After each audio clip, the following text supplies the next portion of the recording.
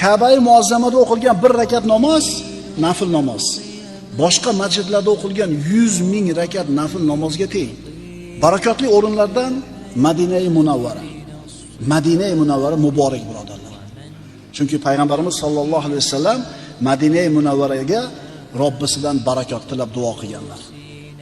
Allohumma ja'al bil madinati dhi'fa ma ja'alta bi Makkah min al baraka. Muttafaqun alayh. Parvardigor Madinaga Makkaga bergan barakangdan 2 barobarini bergan. Muhammad alayhisolamning duolari ijobat birodarlar. Makka begidan ko'ra 2 barobar ko'proq baraka berdi deb duo qilyaptilar Rasululloh. Allohumma barik lana fi madinatina va barik lana fi sa'ina va muddina. Ikkinchi duolar. Parvardigor Madinamizga baraka ber. Bizga so'yimizni va muddimizni barakali qilib ber. Ya'ni o'lchov birliklari. Masjidun Nabaviy barakali birodarlar.